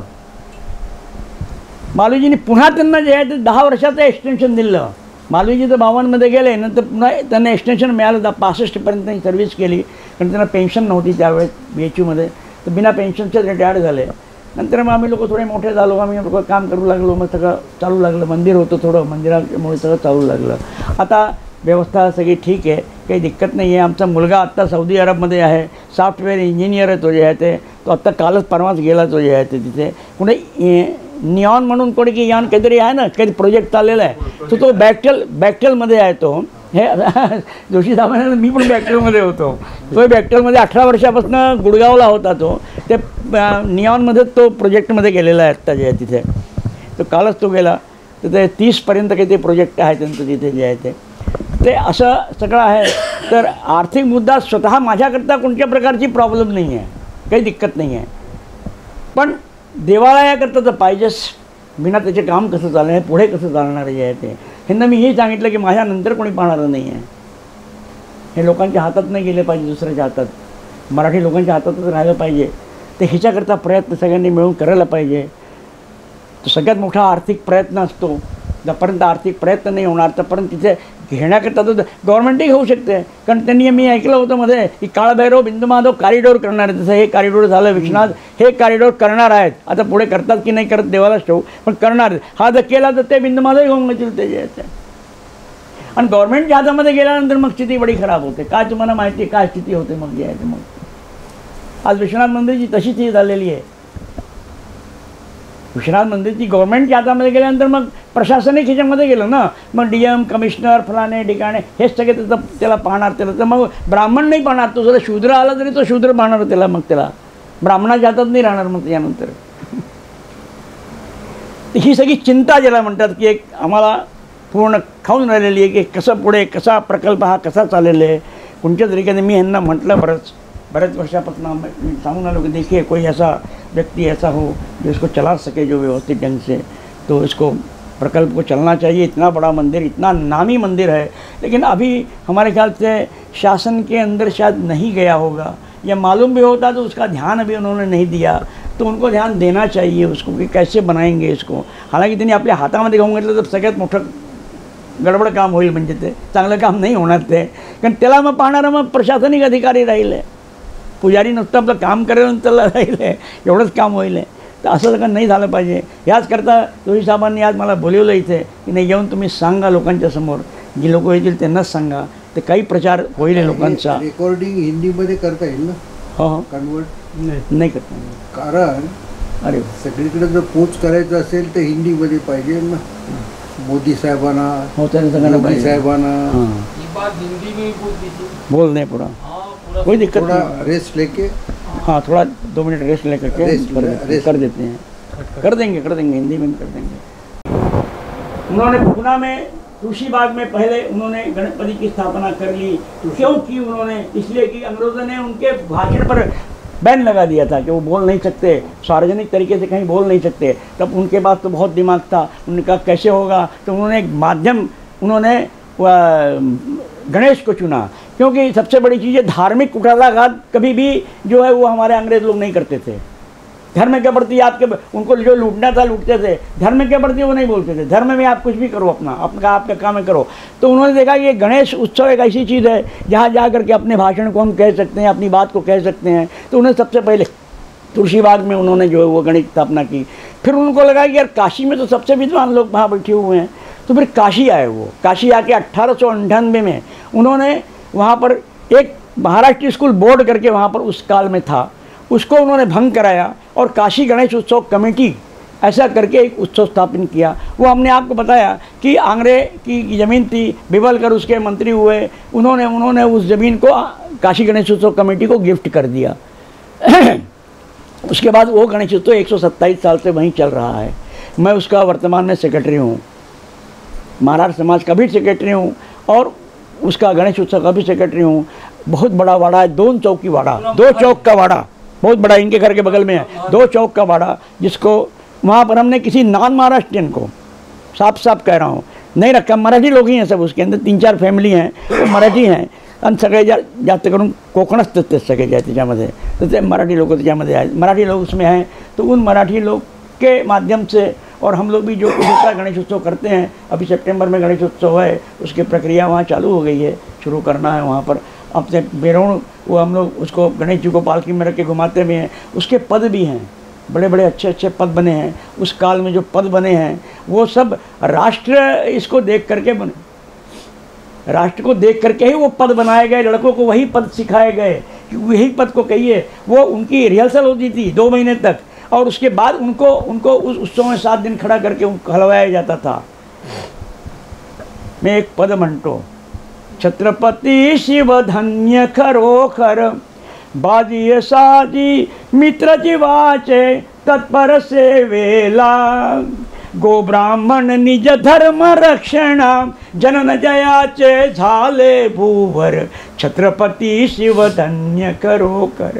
हे अशा प्रकारची पद जी आहे ते मराठीमध्ये जे म्हणून आणखीन मुलांना ती लहानपणी 2 महीने हे कारण त्यावेळेस TV नव्हता, काही नव्हता, तो उस समय ये कह करके लोगों को 2 महीने त्यांच्या आमच्या लेझिम आमच्याकडे होत होतं। त्या काळामध्ये लेझिम आता अजूनही होतं, पुण्यामध्ये कुठे होत असेल मायाने, पण सगळं बंदच झालं असेल, वो प्रकार सब अलग हो गया है सब पूरा उसका। लेकिन अब लेझिम अब नहीं होता है, बंद कर दिया गया, लड़के करते भी नहीं हैं अब तो वो पद तो कहते ही हैं, पद बहुत अच्छा है, सगळी पदं आहेत त्याची कमी माझ्याजवळ जायचे 60 पद आहेत। विनायक बाबा भागवत त्या काळामध्ये होते, त्यांनी ती सगळी पदं सगळी बनवली, सगळी कुछ मराठी में कुछ हिंदी में ऐसे पद उन्होंने बनाए। और वो आज वर्तमान में भी हम लोगों ने उस संस्कृति को कायम रखा हुआ है कि कम से कम 50-60 बच्चे खड़े करते हैं हम लोग, वो सब हमारे साथ पालकी में जाते हैं, टिपरी बजाते हुए जाते हैं और वो अभी सारा कार्यक्रम वो अभी होता है सब सारा कार्यक्रम। तो इतना किसी भी शहर के अंदर कहीं पर भी ये नहीं है। आज बम्बई की स्थिति भी जो है, गणेशोत्सव की जो स्थिति है आप लोग देख ही रहे हैं क्या हो गया है, बड़े बड़े डेक हैं, बड़े बड़े ये हैं, वो सब बज रहे हैं, उन सब सारी संस्कृति से कोई लेना देना उनको नहीं है, कोई मतलब नहीं है उनको। अर्थ है, अर्थ कमा रहे हैं गणेशोत्सव करके, अर्थ कमाना एक उद्देश्य रह गया है वहाँ पर। तो वो चाहे महाराष्ट्र में सारी जगह वही चीज़ हो रही है, लेकिन उस संस्कृति को अभी भी कायम रखा हुआ है। कब तक रहेगी मुझे नहीं मालूम लेकिन अपने तरफ से जो प्रयत्न करना है वो हम ज़रूर प्रयत्न कर रहे हैं कि वो होना चाहिए, जब तक है तब तक होना चाहिए। हमारे बच्चों को पढ़ आते हैं, हमारे यहाँ का 6 साल का बच्चा भी मराठी बहुत बढ़िया बोलता है, एकदम शुद्ध मराठी। तुम्ही त्याला विचाराल तर तुम मराठीमध्ये तुम्हाला चांगलं उत्तर देईल तुम्हाला। तसंच हिसाब से हमने उसको जो है वो चलाया हुआ है। तो अब यही एक बार में आखिरी में मैं कहूँगा कि इसको जो है वो कम से कम इसको जो है आप लोग कहीं पेपर में है, कहीं इसमें है, दे करके उसको निकालें, ताकि कोई आया था काशी से, उसने ये बताया ये सब सारी चीज़ें, और ये पढ़िए लोग, शायद पढ़ने के बाद कुछ जागृति पैदा हो लोगों को।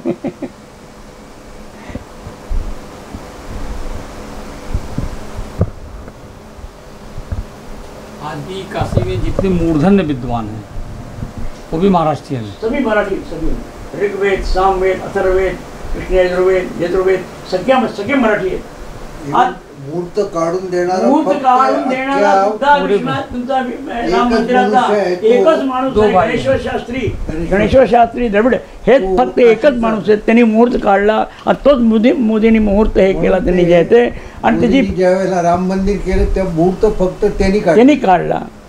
त्याचं भूमिपूजन झालं तेव्हा त्यांनी काढला, मूर्तीपूजन झालं तेव्हा त्यांनी काढला, आणि मूर्तीचं पूजन करवण्याकरता आमचे जे प्रिय आमचे बरोबर होते कोणत्या काळामध्ये ते दीक्षितजी, ते दीक्षितांनी त्यांनी पूजा करवली। सुद्धा शास्त्र किती मोठं आहे की हा एकच विद्वान राहिलाय, एकच पूर्ण हिंदुस्थानामध्ये एक विद्वान आहे, गणेश्वर शास्त्री, वीरेश्वर शास्त्री, हे 2 भाऊ आहेत, हे तेच राहिलेले आहेत। दुसरा पूर्ण हिंदुस्थानामध्ये कोणी मूर्त काढून देणारा कोणी माणूस नाही अशा प्रकारे। शंकराचार्यांना सुद्धा जमणार नाही। शंकराचार्यांनी इतना ज़्यादा जो है शंकराचार्य लोगों ने जो है वो उसके ऊपर टिप्पणी की, तब उनको भी थोड़ा सा ये हुआ। तब उन्होंने 21 प्रश्न निकाले और 21 प्रश्न निकाल के उन्होंने पेपर में दिया कि जिसको शास्त्रार्थ करना हो हमसे आए, मैं 21 प्रश्नों के उत्तर मैं सबको दूंगा। कोई एक भी आदमी नहीं आया, एक भी शंकराचार्य बोगस शंकराचार्य हैं, आया ही नहीं, सब चुर है। हमको बताइए ये शंकराचार्य ये दूसरे की गद्दी को जबरदस्ती ले लेना ते महत्वाचं आहे। हमारे यहाँ काशी में संपूर्णानंद ये स्वरूपानंद जी की गद्दी को वो अवमुक्तेश्वरान जबरदस्ती उनको हटा करके वो गद्दी ले लिया उनको। तो ये जबरदस्ती का काम चल रहा है, गद्दियों पर बैठे हुए लोग जबरदस्ती का काम कर रहे हैं। एक वो निश्चलानंद है, उनको कम से कम थोड़े विद्वान हैं, लेकिन उनको भी मेरे समझ में नहीं आता क्या उनकी बुद्धि भी भ्रष्ट हो गई, क्यों नहीं बोलते हैं ठीक से, उनको भी वो भी नहीं बोलते हैं ठीक से। अंडे बंडे हमेशा मोदी के बारे में अंडे बंडे बोलेंगे। अरे भाई मोदी है इसलिए आज हम, वही शिवाजी रहा तो मुसलमान नहीं हुए, मोदी है ना इसीलिए मुसलमान नहीं है। एक प्रधानमंत्री बन जाने दीजिए। तो इतने बड़े विद्वान जो हमारे यहाँ में हो गए, मालवीय जैसा आदमी, आज मदन मोहन मालवीय जैसा आदमी अगर काशी में नहीं होता ना तो ये काशी हिंदू विश्वविद्यालय भी नहीं होता। आज पूरे हिंदुस्तान में, वर्ल्ड में काशी हिंदू विश्वविद्यालय की बड़ी अपनी ख्याति है। आज सोच लीजिए कि 20 किलोमीटर के अंदर एक दायरे में सारे फैकल्टीज़ जितने भी हैं, हम भी वहीं से पढ़े हुए हैं। कॉमर्स मैंने BA 72 में कॉमर्स में ये किया, BA किया। तो वहाँ पर इतनी फैकल्टीज़ है और इतना दिमाग लगा करके उन्होंने बनाया था, सोच लीजिए कोई लगा नहीं सकता। जिससे जो मिल सकता था उससे उन्होंने लिया, लेकिन अपने लिए कुछ भी नहीं किया। अपने लिए तो उन्होंने लिख के रख दिया कि हमारे परिवार के किसी सदस्य को इस विश्वविद्यालय में नौकरी भी न दी जाए। उनके एक परपोते थे मालवीय जी, गिरधर मालवीय, उनको जब कहा गया कि आप, बोले नहीं हमारे तो उन्होंने लिख दिया है कि कोई नौकरी, बोले मैं नौकरी, आप वाइस चांसलर तो मैं बन जाऊंगा लेकिन मैं सैलरी नहीं लूँगा। तो गिरधर मालवीय ने कभी एक पैसा सैलरी नहीं लिया वहाँ से। इसी तरीके से राधा कृष्णन जी थे, राधा कृष्णन जी ने भी एक पैसा सैलरी नहीं लिया।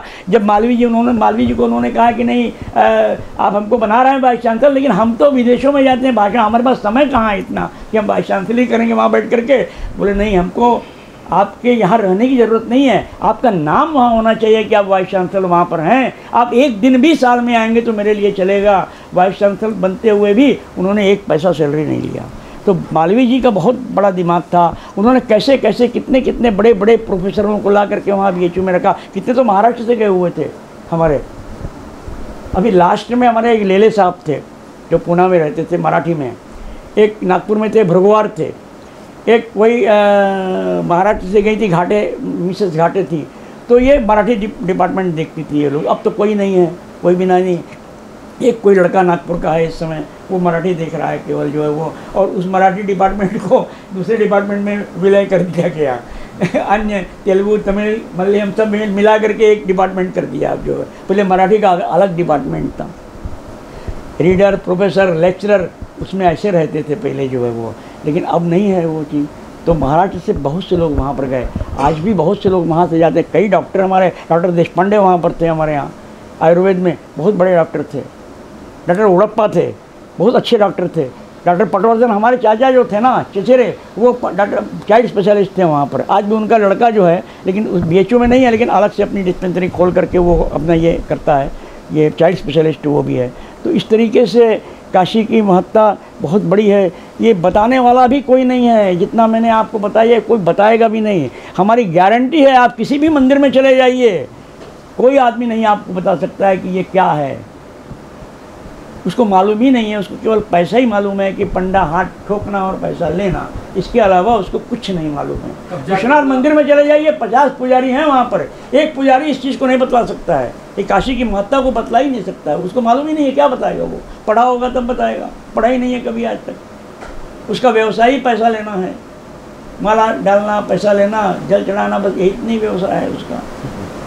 तो अब क्या करेंगे उसको? जो अभी लेटेस्ट में जब ये उद्घाटन हुआ था तो मोदी जी ने वहाँ पे एक विश्वविद्यालय के अंदर नया वेद विज्ञान संस्थान करके मंदिर के ठीक बगल में बनाया। उस पर उन लोगों ने एक छोटी सी बुकलेट निकाली काशी विश्वनाथ के बारे में। तो इतने पढ़े लिखे अब सब इतने लोग स्तर देखिए, खाली पैसा लेने वाले 2000 साल का खाली उनके पास इतिहास उन्होंने लिख के दे दिया। अगर वो तो भाई बहुत से लोगों ने उसको गायब कर जिस समय ये हुआ ओपनिंग हुई है और उस समय मोदी जी गए थे, आप लोगों ने देखा होगा उस समय ये गणेश्वर वीरेश्वर शास्त्री जी नहीं उन लोगों ने दोनों में, और 21 ब्राह्मणों को, मराठी ब्राह्मण, उन्होंने उसका जो है वो सब पूरा शुद्ध कराया, सब पूरे मंदिर को पूरा शुद्ध कराया। 4 दिन तक वहाँ पर ये यज्ञ चलता था, उसके बाद वो शुद्ध हुआ, तब मोदी जी ने उसका उद्घाटन किया। वो दोनों जने भी बेचारे बड़े दुख में इस समय। पहले वो भी सोचते थे कि अरे ये क्या परिस्थिति हो रही है, कुछ समझ में नहीं आ रहा है, ये ऐसी स्थिति है, ऐसी स्थिति में क्या होगा। ये जो काशी विश्वनाथ मंदिर जो हुआ अभी कॉरिडोर, तो उसके पहले जो आजू बाजू में जो मंदिर जो टूट गए, जो शंकराचार्यों ने घुमाबुंकी के 200-300 मंदिर तोड़ दिए और उसके कारण लोग अगेंस्ट हो गए हैं। हाँ, मतलब नहीं, आपको सच बात है क्या? हाँ, नहीं, सच बात है, इसमें कोई पुराने मंदिर नहीं तोड़े हैं। ऐसा है, आसपास के मंदिर मकान लिए बिना वो कॉरिडोर बन भी नहीं सकता था, क्योंकि अगर नहीं लेते, 1800 मकान लिए हैं, 1-2 मकान नहीं लिए हैं, 1800 मकान का मुआवजा दिया है। जिस मकान का 10 लाख नहीं मिल सकता था उसका 20 लाख दिया हुआ है उन्होंने, सरकार ने। ऐसा नहीं है कि पैसा नहीं मिला है लोगों को, सबको पैसा मिला है, और पूरे मकान लेकर के तब वो कॉरिडोर मिला है। अब हमने अभी बतलाया कि उन मंदिरों के नीचे उस पर मकान बना करके 20-20, 25-25 लिंग नीचे पड़े हुए हैं, वो क्या होगा, कोई क्या करेगा उसको। तो उसमें जो भंग गए थे, खराब हो गए थे, उनको गंगा प्रवाह किया, वो तो करना ही पड़ेगा, बिना किए काम भी नहीं चलेगा। जो ठीक थे उनको कॉरिडोर में स्थापन कर दिया, और आज भी कॉरिडोर में स्थापन है चारों तरफ, आज भी। जैसे आप नगर सेठ हो, आपको काशी में जाकर के लिंग स्थापना करना है, बड़ा सा मकान खरीदा, उसको बनवा दिया, और उसके बाद आप तो चले गए, आपको तो आप फुर्सत नहीं थी। जैसे शिवाजी महाराज के बनाए हुए मंदिर की समय है, महाराज जी देख रहे हैं, तो लोग इतने बदमाश थे कि पूरा मंदिर के बगल में अपना मकान बना लिया, लिंग अंदर चला गया ना असल में। आप मकान मालिक हो, आपको अंदर घुसने नहीं देते थे। आप अगर अभी आए तो अभी भी हम एक्चुअलिटी आपको दिखा सकते हैं, वहाँ पर ये स्थिति है अभी भी। जो मंदिर टूटे, मकान टूटे हुए हैं, उसके नीचे लिंग पड़े हुए हैं अभी भी। हाँ, उसको शंकराचार्य देख नहीं पाते हैं, तो उनको देखना ही नहीं है, उनको सिर्फ मोदी का विरोध करना है ना। सबसे बड़ी प्रॉब्लम तो ये है कि उनको मोदी का ही विरोध करना है। तो मोदी को जो कम वोट मिला उसका कारण ये है, ये हाँ, हो सकता है कि ये उसका मुख्य कारण, सबसे बड़ी चीज़ है कि उसके अंदर ये इस समय जो हुआ, जो हम आपको बता दें क्या हुआ, ये कांग्रेस और सपा, ये 2 पार्टियां जो हैं, ये दोनों आपस में पहले मिलते नहीं थे, ये दोनों मिल गए वहाँ पर। 450 लिंगों की स्थापना कराया, 108, 108, 108 करके इस तरह सब, नर्मदेश्वर, शिवेश्वर, ये सोमेश्वर, इस तरह 108 450 लिंगों की स्थापना कराई है। और ये लिंग जो स्थापना किए हुए हैं, ये सब साउथ के लोग हैं, तमिलनाडु, आंध्रा, कर्नाटक, वहाँ के लोग हैं। और वहाँ इसलिए कराया है कि जो शिव सर्वदेवम विष्णु, विष्णु सर्वदेवम शिवम, उन्हें क्या, लेकिन ये चीज़ विष्णु की प्रतिमा को शिव के मंदिर में कहीं स्थापना नहीं है, आज भी नहीं है। इस चीज़ का हमको बड़ा विरोध है, इसका क्यों नहीं है? बिल्कुल होना चाहिए, पहले होना चाहिए। विष्णु की तरफ, विष्णु की नगरी है, फिर क्यों नहीं होना चाहिए? ये बात इनको हमने कहा कि वो मोदी जी के कान में डालिए जरा सा इस चीज़ को। हमने तो करा दिया, हमारा काम था, हमने करा दिया, लेकिन उनका भी काम है। आध्यात्मिक लोगों को ये मालूम जब भी तक नहीं, मैं जितना मैंने बताया है, अगर वास्तव में मैं मोदी जी के सामने बैठ जाऊं तो मैं उनको समझा दूंगा अच्छी तरीके से कि ये होता है और ऐसा है। काशी, केवल काशी ने, गंगा ने गोद लिया, गंगा ने हमको बुलाया, केवल इतना कह देने से ये तो आप राजनीतिक हो गया, आपने कह दिया लोगों से, ठीक है। लेकिन जो 500 वर्षों से काशी में रह रहा है, उसकी क्या गति? इसके कई पुष्ट उस काशी में पैदा हुए, उसी घाट पर पैदा हुए, उसी गंगा ने पैदा किए, उसी गंगा में नहा धो करके हम लोग बड़े हुए, तो हम लोग की क्या गति है? आपको, चूँकि आप इस समय प्रधानमंत्री हैं, बन गए, इसलिए शब्द कहेंगे तो ये जनरल जनता सुनती रहेगी। आध्यात्मिक इतिहास जानना चाहिए, और मोदी को इतिहास नहीं जानेंगे अगर, देखिए हमने आप इस बार भी कहा था कि अगर इतिहास मोदी जी नहीं जानेंगे तो इतिहास मोदी जी के लिए बहुत कष्टकर हो जाएगा। ये तो ये राजनीतिक इनको छोड़ेंगे नहीं, कोई नहीं छोड़ेगा इनको, कोई नहीं पसंद करता इनको। हम आपको फिर बता दें, कोई पसंद नहीं करता इनको, ये मजबूरी है लोगों की जो पसंद कर रहे हैं। और ये जो सीटें आई हुई हैं उससे जो आज बैठे हुए हैं, ये बात फैक्ट है, इसमें कोई दो राय नहीं कि मैं नहीं समझता कि मोदी जी इतना जल्दी आसानी से हट जाएंगे। इतना आसानी से हटने वाले नहीं हैं, वो बहुत दिमागदार हैं। ये जो उनके सामने जो बैठे हुए हैं वो कोई दिमाग नहीं है उनके पास, न पढ़े लिखे लोग भी नहीं हैं वो, लेकिन मोदी जी के पास दिमाग बहुत ज़्यादा है। उन्होंने शासन किया है, 15 साल गुजरात संभाला, 10 साल राष्ट्र संभाला, तो इतना दिमाग तो उनके पास है, उतने शांत तरीके से बैठ करके सुनते रहते हैं इन लोगों त्याग भी है को। ना। तो त्याग है, त्याग किया है, तपस्वी आदमी है और कुछ किया नहीं। हमको बताएं योगी जी ने कितना पैसा कमाया? कोई राष्ट्र का कोई नेता कह सकता है क्या? मोदी जी ने कितना पैसा कमाया? उनका भी गुजरात में 15 साल तक वो बच्चे थे, करोड़ों अरबों रुपए कमा के रख देते, क्या फ़र्क पड़ता है उनको? जो है वो कमाया क्या? आज उनका घर भी वैसे ही है।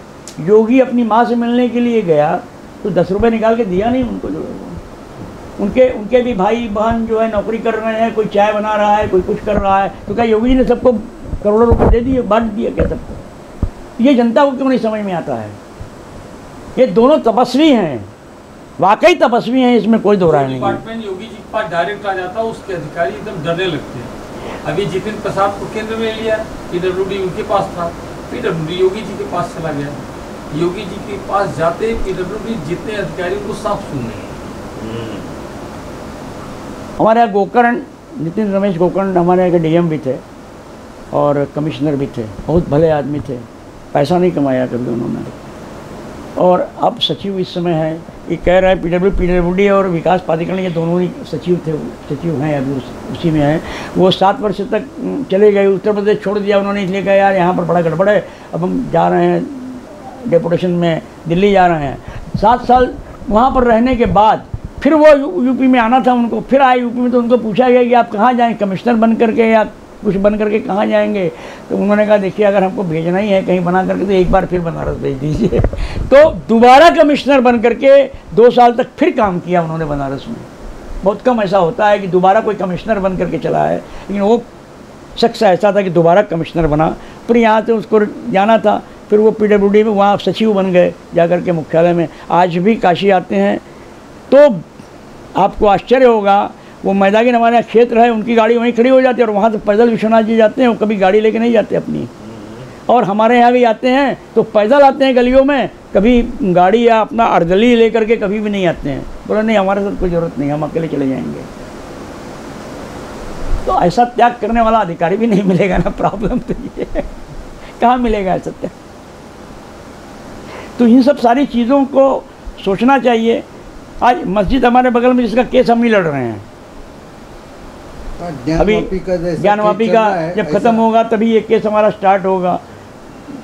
फाइल लग चुकी है, चल रही है। हैं कितनी बड़ी मस्जिद है? हाँ ये हम आपको एक मिनट अभी हम दिखला देते हैं। इसमें भी है, नहीं इसमें है क्या फोटो कहीं? नहीं है, नहीं ये देखिए ये हमारे बगल में बाजू में ये मस्जिद है, ज्ञानवापी मस्जिद सामने बच्चा। ये इतनी बड़ी मस्जिद है कि पूरे पूर्वांचल में इसकी टक्कर की कोई मस्जिद नहीं है, कोई टक्कर की मस्जिद नहीं है बहुत इसकी। बड़ी, मैंने देखा। और पूरी पत्थर की बनी हुई है, पूरी पत्थर की कि उसमें कुछ भी नहीं हो सकता। और ये पुरातत्व विभाग की है, ये राष्ट्रीय स्मारक ही होना चाहिए। इसको हम नहीं कहेंगे कि बिंदु माधव मंदिर वहाँ ले जाइए, आप उसको राष्ट्रीय स्मारक बनाइए, उसको तोड़िए नहीं। अब उसको राष्ट्रीय स्मारक बनाइए, उसको सरकार की चीज़ होनी चाहिए, सरकार का अधिग्रहण होना चाहिए उसके ऊपर। मैंने कोर्ट के अंदर यही लिख करके दिया हुआ है कि पुरातत्व विभाग से पूछिए कि 1920 में जब ये पुरातत्व विभाग के पास था तो 1902 में फिर से पुरातत्व विभाग में था, उसके बाद उन्होंने क्यों दे दिया?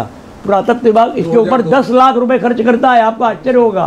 पुरातत्व विभाग इस मस्जिद पर 10 लाख रुपए खर्च करता है। ये पैसा कहाँ जाता है? मैंने पूछा है कोर्ट से कि पुरातत्व विभाग को पूछिए कि 10 लाख रुपया क्या करते हैं। इस मस्जिद में कुछ बनाने लायक है ही नहीं है, बनाएंगे क्या आप इसको? 2002 में दिया ना हैंडओवर, 2002 में फिर से हैंडओवर किया, लेकिन फिर उन्होंने ले लिया, मुसलमानों ने फिर ले लिया उसको। तो मुसलमान मेंटेन नहीं करते हैं। मुसलमान को मेंटेन करने का अधिकार ही नहीं है। देखिए सबसे बड़ी प्रॉब्लम तो ये है, उनको अधिकार नहीं है कि वो उसको कुछ भी कर सकें। करेगा पुरातत्व विभाग करेगा, पुरातत्व विभाग के 4 चपरासी आते हैं, वहाँ बैठते हैं और शाम को चले जाते हैं। ये रोज हो रहा है। तो यहाँ मुसलमान नमाज पढ़ते हैं, 92 के बाद नमाज पढ़ना शुरू कर दिया उन्होंने। तो अब जमा के रखा, अब उन्होंने जमाया, लेकिन ऐसा है कि मैं वहाँ माइक नहीं लगने देता, उनकी माइक नहीं लगने देता मैं उनके ऊपर छाजन नहीं करने देता मैं उनको। वो धूप में बैठ के तब नमाज पढ़ते हैं, लेकिन हम उन पर छाजन नहीं करने देते। हमने कहा नहीं करने देंगे हम। अच्छा, वाह वाह, बहुत अच्छी बात है। और ये नहीं लगाने देंगे, माइक नहीं लगाने। माइक लगा करके ये सब हिंदू क्षेत्र है, या माइक लगा करके हम नहीं करेंगे, आप आइए नमाज पढ़िए जाइए, गवर्नमेंट नहीं मना करे तो हम क्या करें उसको। लेकिन सवाल ऐसा है कि इसको ये गलियों में है, कितने मुसलमानों को बनारस में ये नहीं मालूम है कि ये मस्जिद है, वो ढूंढ ढूंढ करके आते हैं, ये आलमगीर मस्जिद कहाँ है, आलमगीर मस्जिद कहाँ है, ढूंढते हुए आते हैं। सोच लीजिए आप। और ये जो जुलाहे होते हैं ना, ये तो निम्न कोटि के होते हैं। नमाज में कितना अरे कम से कम 1000-2000 भी जुड़ जाते हैं कभी कभी। एक बार ऐसा क्या हुआ, एक बार हुआ ये कि जो है वो नमाज पढ़ते पढ़ते नीचे तक चले आए, और हमारा जो प्रांगण था वहीं बैठ करके वो रोज़ा छोड़ने लगे। हनुमान जी का मंदिर है, राम जी का मंदिर है, वहीं पर बैठ करके रोज़ा छोड़ने लगे। इतनी भीड़ हो गई वहाँ पर कि कोई आदमी आ नहीं सकता था। तब हमने एसएसपी को फ़ोन किया, हमने कहा ये बताइए कि हाँ ये पोजीशन यहाँ हो गई है, तो आपका पुलिस क्या कर रहा है, आपका थाना क्या कर रहा है, यहाँ एक पुलिस वाला नहीं है, कैसे? बोले आप 5 मिनट फ़ोन पर रहिए, मैं अभी बात करता हूँ। 5 मिनट के बाद उन्होंने कहा मैंने 4 थानों के पुलिस को मैंने इंस्ट्रक्शन दिया कि तुरंत वहाँ जाइए। 4 थाने के पुलिस आए तो काल भैरव के पहले आगे वो बढ़ भी नहीं पाए। उनकी गाड़ियाँ मोटरसाइकिल से आते हैं लेकिन वो बढ़ नहीं पाए, उन्होंने अपनी गाड़ियाँ वहाँ छोड़ दिया और गाड़ियों से पैदल चले आए। जब उन्होंने यहाँ का नज़ारा देखा तब उनका भी दिमाग ख़राब हुआ, तब उन्होंने एक कदम मारना शुरू किया, सबको सब खाना छोड़ छोड़ करके भाग गए। ये स्थिति हुई। फिर रात को 11 बजे उस मुतल्लबी को बुलाया गया, वो सारा पानी से सब उससे धुलवाया, सब पूरा हमारा प्रांगण धुलवाया, मंदिर धुलवाया, घाट धुलवाया। सब करने के बाद वो 12 बजे रात को हमारे पास एक रजिस्टर लेकर के आए, बोले पटवर्धन जी इस पर ज़रा आप लिख दीजिए कि अब कोई प्रॉब्लम नहीं है। हमने कहा हम लिख तो देंगे भाई, ठीक है आप लोग हमारे क्षेत्र के हैं, हम तो लिख देंगे, कोई दिक्कत नहीं, पुलिस वाले हैं फिर हम तो लिख देंगे, कोई दिक्कत नहीं है, लेकिन ये भविष्य में ऐसा नहीं होना चाहिए। हाँ इतना है कि उसके बाद से अब पुलिस की ड्यूटी वहाँ लगने लगी, कोई एक गाड़ी वहाँ नहीं आने लगी, सारी गाड़ियाँ बंद कर दी, और वो जितने अंदर रहेंगे उतने ही अंदर रहेंगे, उतने ही नमाज़ पढ़ेंगे, उतने ही अपना जो है रोज़ा छोड़ेंगे, उसके बाद वो अपना धीरे से उतरेंगे। पुलिस लगी रहती है ना, वो धीरे से उतरेंगे और चले जाएंगे, लेकिन बहुत दिक्कत होती है वहाँ के लोगों को, क्षेत्र के, क्योंकि देखिए 1.5-2 किलोमीटर तक मुसलमान नहीं है। अब वो सारे मुसलमान 11 बजे रात को निकलेंगे तो हम लोगों के लेडीज़ लोगों को आना मुश्किल हो जाता है।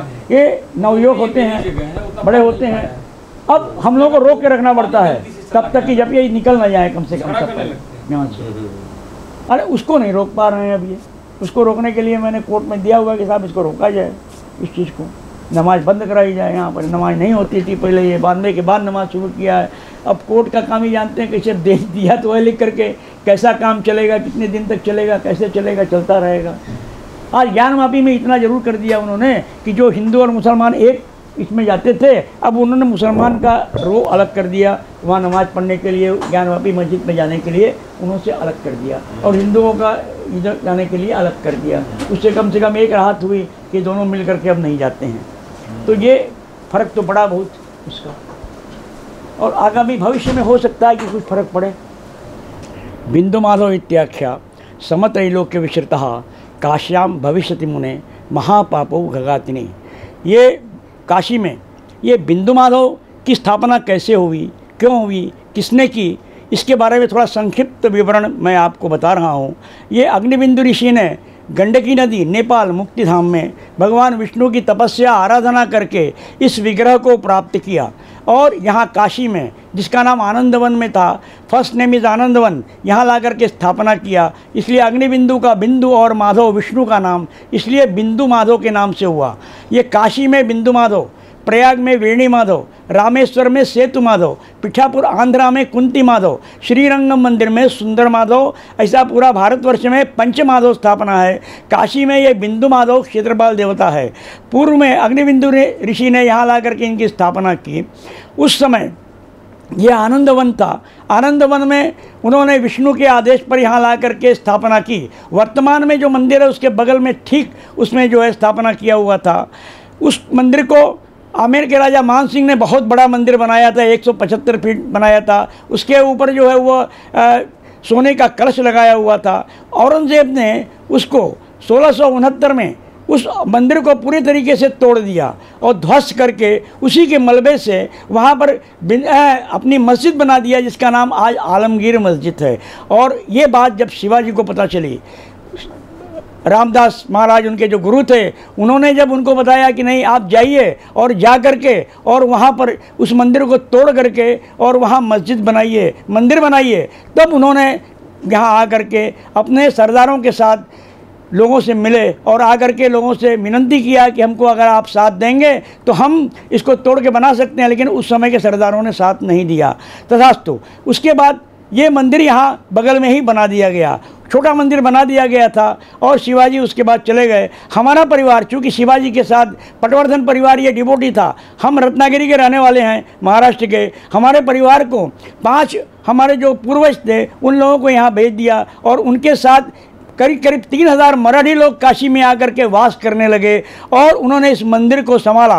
500 वर्ष हो गया इस मंदिर को हम संभाल रहे हैं। आचार्य मुरलीधर गणेश पटवर्धन हमको आज जो है वो श्रीकांत गुरुजी के द्वारा यहाँ आकर के इन्होंने बुलाया हमको कि बिंदु माधव के बारे में आप यहाँ आकर के बताएं, लोगों को मालूम हो, महाराष्ट्र के लोगों को कि बिंदु माधव क्या है, लोगों को नहीं मालूम है। असल में मैं यहाँ आकर के आज इस चीज़ को बतला रहा हूँ। तो काशी में ये बिंदु माधव जो हैं पंचगंगा घाट पर स्थित है। पंचगंगा घाट पर गंगा, यमुना, सरस्वती, किरणा और धूत पापा, ये पंचनद तीर्थ है। काशी में सब टोटल 80 घाट हैं, जिसमें 5 घाट मुख्य घाट हैं, 80 घाट, केदार घाट, दशाश्वमेध, मणिकर्णिका और पंचगंगा। लास्ट में आदिकेशव, उसमें वरुणा नदी मिली, इधर 80 में 80 नदी मिली, 80 वर्ण और मध्य, इसका नाम वाराणसी, पूर्व नाम आनंदवन। महाभारत काल में काशी, मुगल काल में बनारस, 4 नेम्स वाराणसी, 4 नाम। ये बिंदु माधव, काल भैरव, काशी विश्वेश्वर, काशी के मुख्य देव हैं। विश्वेशम, माधवम, धुंडिम, दंडपाणी, भैरवम, वंदे काशी, गुहा गंगा, भवानी, मणिकर्णिका, संपूर्ण काशी यात्रा। ये बिंदु माधव क्षेत्रपाल देवता हैं, काल भैरव क्षेत्र रक्षक, काशी विश्वनाथ मोक्षदायक हैं। तो ये काशी का ये शॉर्ट इतिहास है। इसको जो है उस समय लोकमान्य बाल गंगाधर तिलक 1898 में, जिस समय अंग्रेज़ों ने उनके भाषण पर बैन लगा दिया था, उस समय वो यहाँ काशी में आए और उन्होंने 1898 में एक गणेश उत्सव की स्थापना किया और वो आज भी वो गणेश उत्सव यहाँ चल रहा है, काशी गणेश उत्सव कमेटी के नाम से। पहला गणेश उत्सव सारसबाग पुणे में चल रहा है। तो इस प्रकार से वो 1898 में यहाँ आ करके उन्होंने प्रेरणा से गणेश उत्सव आंग्रे का वाड़ा, उसको आंग्रे का वाड़ा कहते हैं अभी, वो आंग्रे का वाड़ा आज भी स्थायिक है वहाँ पर। जो उसके बाद उनके सरदार जो विवल करते, उन्होंने काशी गणेश उत्सव कमेटी को वो बाड़ा दे दिया। उसके बाद ये इतिहास ये है कि वो 127 वर्षों से उत्सव वहाँ चल रहा है। इसी तरीके से 1920 में भी वो यहाँ आकर के उन्होंने जो अपनी गीता रहस्य लिखा हुआ था उसको ला करके उन्होंने काशी के विद्वानों को दिया कि इसको पढ़िए। हमने येरवड़ा जेल में रह करके 6 साल तक रह करके इसको बनाया हुआ है। इसको आप जो है पढ़ेंगे तो आप शायद इसको आप ही पढ़ सकते हैं, क्योंकि काशी में ही केवल विद्वान है। काशी में आज जितना विद्वतगण रहा है। तो ये बिंदु माधव मंदिर की जो स्थिति है, जो वर्तमान में बहुत दयनीय हो चुकी है, उसको संभालने वाला कोई आदमी नहीं है। किसी तरीके से हम इसको संभाल रहे हैं। तो हमको जो है श्रीकांत गुरु जी ने यहाँ बुलाया और बुला करके ये कहा कि नहीं, हम यहाँ आइए, हम यहाँ ये भरी सभा के अंदर आपको जो है वो बतलाएंगे। आप यहाँ बतलाइए लोगों को कि यहाँ पर बिंदु माधव कैसे स्थापना हुई है। ठाकरे साहब के एक पुत्र का नाम भी बिंदु माधव था। खैर अपितु जो है, लेकिन अभी तक यहाँ से हमारे योगी जी या मोदी जी, अभी तक उनका ध्यान इधर नहीं गया हुआ है।